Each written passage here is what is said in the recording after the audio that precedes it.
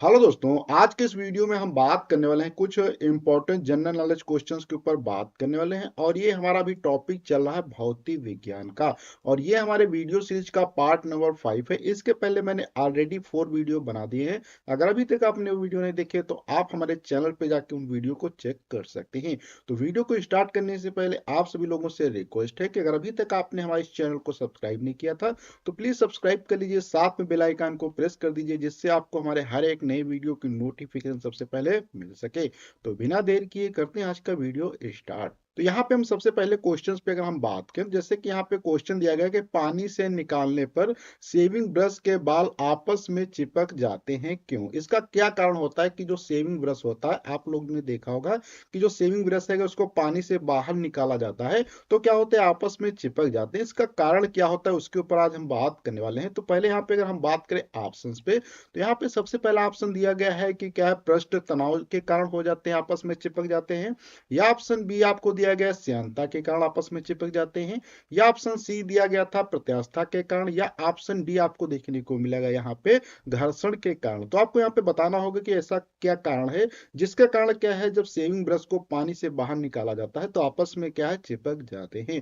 तो यहाँ पे अगर हम करेक्ट आंसर्स की बात करते तो सबसे पहला ये ऑप्शन यहाँ पे करेक्ट हो जाता है, जो कि है पृष्ठ तनाव के कारण। अब थोड़ा सा यहाँ पे एक्सप्लेनेशन पे अगर हम बात करें कि ऐसा क्या होता है पृष्ठ तनाव के कारण जिससे बाल आपस में चिपक जाते हैं, तो यहाँ पे अगर हम एक्सप्लेनेशन पे बात करते हैं तो यहाँ पे जब ब्रश पानी में होता है तो पानी उसके सभी बालों के आसपास होता है। इसके फलस्वरूप वहां कोई खाली सतह नहीं होती है और पृष्ठ तनाव का प्रभाव बिल्कुल क्या होता है, खत्म हो जाता है। तथापि जब ब्रश को पानी से बाहर निकाला जाता है तो पृष्ठीय तनाव का बल बालों को संकुचित कर देता है। इस कारण से क्या है, बाल आपस में चिपक जाते हैं। कहने का मतलब यह है कि पानी के अंदर जब ब्रश होता है तो वहां पे पानी सब कहीं पे होता है, इसलिए कोई खाली स्थान नहीं होता, जिस कारण से पृष्ठ तनाव वहां पे वर्क नहीं करता है।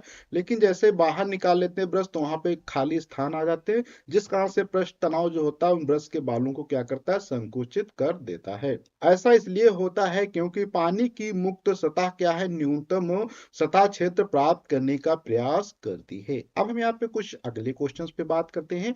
यहाँ पे आप देख सकते हैं कि हमारा जो नेक्स्ट क्वेश्चन है यहाँ पे दिया गया है कि किसी व्यक्ति को मुक्त रूप से घूर्णन कर रहे घूर्णी मंच पर अपनी या कोणी चाल कम करने के लिए क्या करना चाहिए। अर्थात आपने देखा होगा कि जो डांस करते हैं मंच पे तो कभी कभी क्या करते हैं, इस प्रकार से रोटेट करते हैं, तो उनकी जो घूर्णन गति होती है इसको कम करने के लिए उनको क्या करना चाहिए। तो ऑप्शन यहाँ पे आपको मिलते हैं, जैसे कि सबसे पहला ऑप्शन है ए, अपने हाथ क्या एक साथ मिला लेने चाहिए।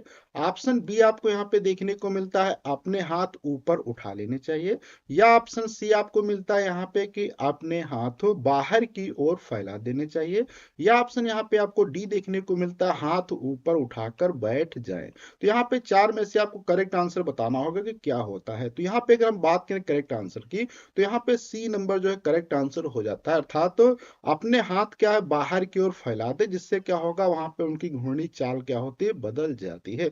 थोड़ा सा इसको हम एक्सप्लेनेशन से समझते हैं कि इसका क्या कारण होता है। तो यहाँ पे अगर हम बात करें तो किसी व्यक्ति को मुक्त रूप से घूर्णन कर रहे घूर्णी मंच पर अपनी या कोणी चाल कम करने के लिए क्या है, अपने हाथ बाहर की ओर फैला देना चाहिए। इस परिघटना में क्षैतिज घटक जो द्वारा जो होता है अभिकेंद्र बल का कार्य करता है और इस प्रकार से क्या है, उनकी चाल कम हो जाती है। अब हम यहाँ पे थोड़ा सा और क्वेश्चंस पे बात करते हैं।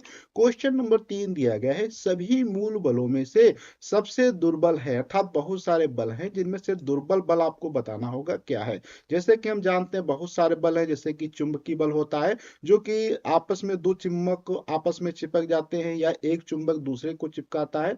ऐसे ही कोई वस्तु ऊपर फेंक की जाती है तो नीचे गिरती है, तो उसे हम क्या कहते हैं, गुरुत्वाकर्षण बल कहते हैं। ऐसे बहुत सारे बल होते हैं, तो उनमें से आपको बताना होगा कि सबसे जो होता है दुर्बल बल कौन सा होता है। तो ऑप्शन यहाँ पे आपको ए मिल जाता है कि गुरुत्वीय बल जो है सबसे कम होता है। या आपको बताना है कि स्थिर वैद्युत बल कम होता है। या ऑप्शन ऑप्शन यहाँ पे आपको मिलता है सी चुंबकीय बल कब मिलता है, या ऑप्शन आपको यहाँ पे डी मिलता है नाभिकीय बल। तो इन चार बलों में से कौन सा सबसे दुर्बल बल होता है, तो उसके करेक्ट आंसर की बात करें तो गुरुत्वीय बल जो होता है सबसे कम होता है। थोड़ा सा यहाँ पे हम अगर इसके डिटेल से बात करें कि बल क्या है, किस प्रकार से इनकी कैटेगरी है, तो गुरुत्वाकर्षण बल जो होता है सभी चार मूलभूत बलों में से सबसे क्या है, कमजोर होता है।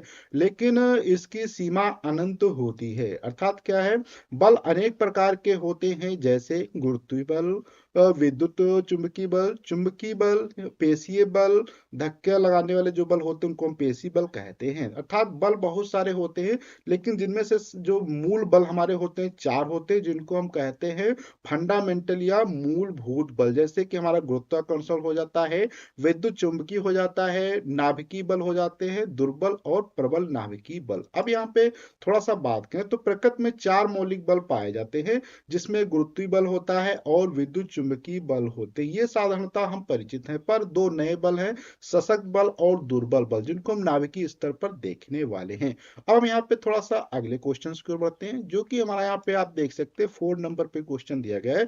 प्रति प्रकृति में सबसे सशक्त बल अर्थात सबसे मजबूत बल कौन सा है, उसको आपको बताना होगा। जैसे कि अभी हमने देखा था कि सबसे दुर्बल बल कौन सा होता है, अब हम बात करने की कौन सा सबसे सशक्त बल होता है।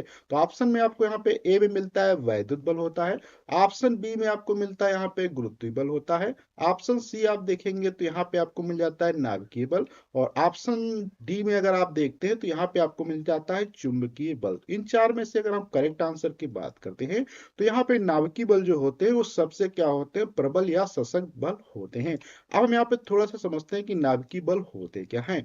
तो एक्सप्लेनेशन पे अगर हम बात करें तो विद्युत चुंबकीय बल विद्युत और चुंबकीय प्रभाव के कारण बनते हैं, और प्रकृति में इसकी एक लंबी श्रृंखला है। मजबूत नाभिकीय बल जो है अन्य सभी बलों में से सबसे मजबूत बल होते हैं, लेकिन इसकी सीमा बहुत छोटी होती है। कहने का मतलब यह है कि ये बल जो बहुत सशक्त होते हैं नाभिकीय बल, लेकिन इनकी सीमा क्या है, बहुत कम होती है, और यह परमाणुओं के नाभिक को एक साथ बांधे रखने के लिए जिम्मेदार होते हैं। अर्थात जो हमारा परमाणु होता है, परमाणु के केंद्र में नाभिक होता है, और नाभिक में क्या होते हैं, प्रोटॉन्स होते हैं और न्यूट्रॉन्स होते हैं। तो प्रोटॉन न्यूट्रॉन को जो बांधे रखने वाला बल होता है उसे हम नाभिकीय बल कहते हैं। ये बहुत कम दूरियों के लिए कार्य करता है, लेकिन ये बहुत ही सशक्त बल या बहुत ज्यादा मजबूत बल होता है। अब हम यहाँ पे बात करते हैं कि जो हमारा क्वेश्चन नंबर 5 में हमने होमवर्क के लिए दिया था, अर्थात तो जो होमवर्क में उस पार्ट 4 में उसके एक्सप्लेनेशंस पे यहाँ पे हम बात करते हैं। जैसे क्वेश्चन था हमारा होमवर्क में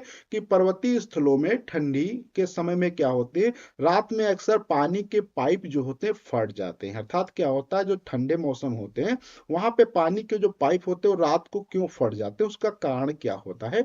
तो ऑप्शन ए आपको यहाँ पे देखने को मिल जाता है, जिस वस्तु से पाइप बने होते हैं वे क्या है, ठंडे के कारण सिकुड़ कर फट जाते हैं, एक ही ऑप्शन हो जाता है।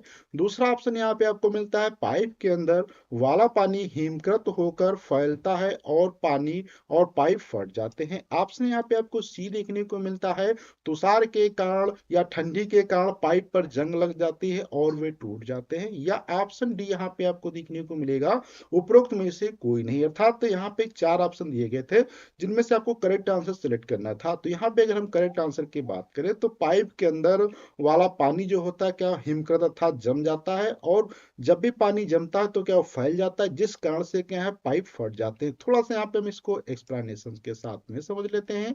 जैसे कि यहाँ पे आप देख सकते हैं कि तापमान कम होने पर क्या है, पानी अपना आकार बदल लेता है और पानी द्रव से ठोस या बर्फ में परिवर्तित होने लगता है, और उसका आयतन बढ़ जाता है। जब पानी ठोस या बर्फ में परिवर्तित होता है तब यह पाइप के भीतर सतह पर क्या है, अत्यधिक दबाव डालता है। यही कारण है कि सर्दियों के मौसम में पानी के पाइप अक्सर फट जाते हैं। तो ये आज का क्वेश्चंस हमारे थे, जिसमें से हमने प्रीवियस ईयर के क्वेश्चंस को भी कवर किया है। अब यहाँ पे हम एक होमवर्क क्वेश्चंस को देखते हैं, जिसका आपको आंसर जो है कमेंट बॉक्स के अंदर लिखना पड़ेगा, और इसके करेक्ट आंसर के लिए आप इसका वीडियो जो आएगा 6 नंबर, वहां पे आप इसका करेक्ट आंसर चेक कर सकते हैं या कमेंट बॉक्स में लिख सकते हैं। तो क्वेश्चंस क्या है देख सकते हैं, यहाँ पे दिया गया है कि ज्यादा ऊंचाई पर सांस लेने में कठिनाई क्यों होती है। अर्थात हम लोग जब है पहाड़ी इलाके पे जाते हैं तो वहां पे हम लोगों को सांस लेने में समस्या क्यों आती है। तो यहाँ पे चार ऑप्शन दिए गए हैं। ऑप्शन ए है वायु के कम दबाव के कारण, ऑप्शन बी आपको यहाँ पे देखने को मिलेगा न्यून तापमान के कारण, या ऑप्शन आप यहाँ पे डी देख सकते हैं ओजोन के कारण, या ऑप्शन आपको यहाँ पे डी देखने को मिलता है उच्च आर्द्रता के कारण। अर्थात यहाँ पे चार में से आपको करेक्ट आंसर बताना होगा और कमेंट बॉक्स में आप इसका आंसर लिख सकते हैं और करेक्ट आंसर हम देखेंगे नेक्स्ट वीडियो में। जब तक के लिए धन्यवाद।